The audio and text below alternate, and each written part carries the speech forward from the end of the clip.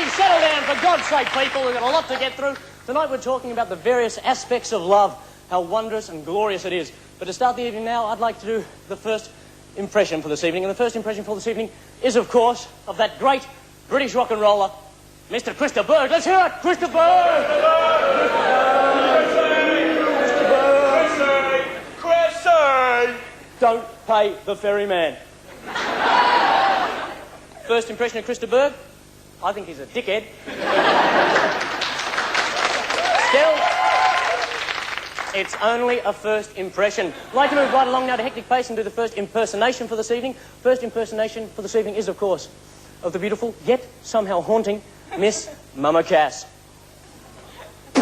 Stars fading, but I linger on, dear. Just craving a ham sandwich, for Christ's sake! I'd like to move right along at a hectic pace now and do an impersonation of the beautiful, yet somehow haunting, Miss Karen Carpenter. Ladies, get stuffed, you love it! Miss Karen Carpenter. Eat, eat, eat, eat, eat! Bye-bye, Karen!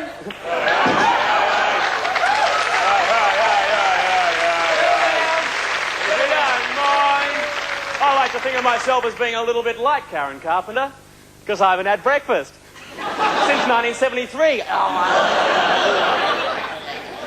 Hi, I'm Richard, and I like to think of myself as being like the Napoleon of the Doug Anthony Allstars, because I am as great as a man can be without virtue, and as modest as a man can be without wisdom, and as screwed up as a man can be while still being a virgin. Every word is true apart from the adverbs. My name's Tim. I guess I'm kind of the Kylie Minogue of the Doug Anthony All-Stars, because my sister's really ugly.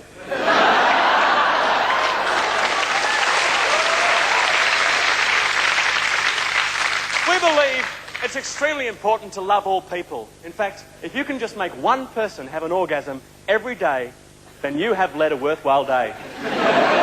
Even if that person is yourself.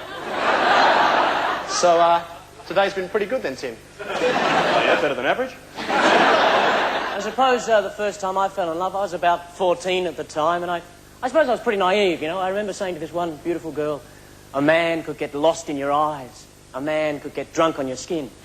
And then I threw up on her leg and didn't know where I was. But right now, I'd like to do some songs from a musical which, for me, embody the highest ideals of love. That musical is, of course, The Sound of Music.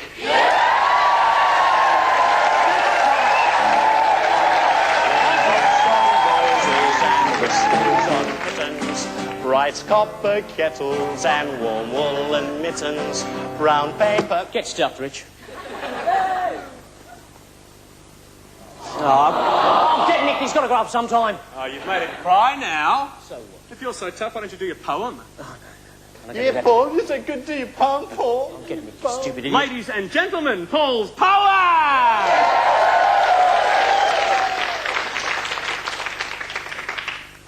Thanks. I'd like to do a poem for you people tonight.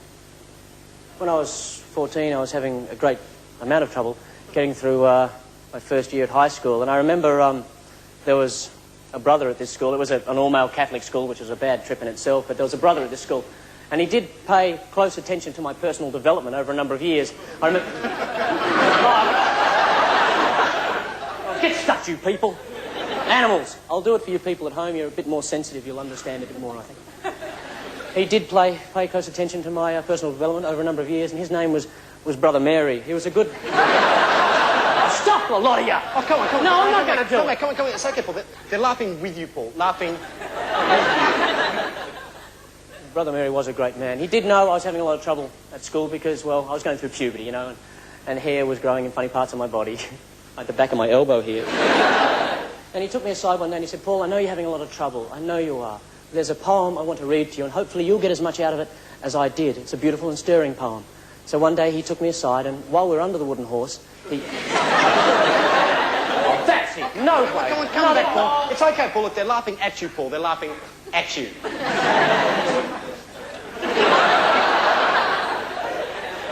While we were under the wooden horse, he read me this poem. And he was right. It did change my life. It changed my attitude towards myself and a lot of other people. So I'd like to do a few people here tonight, and hopefully you'll get as much out of it as I did when I was 14 years old and quite confused. Whether you're a mother, whether you're a lover, you're staying alive.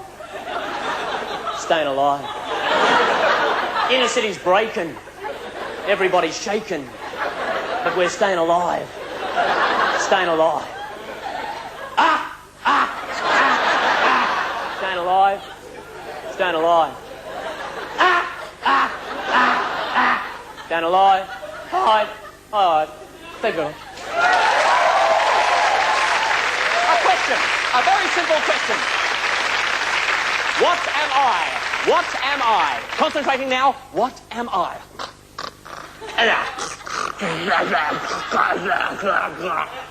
Still gorgeous.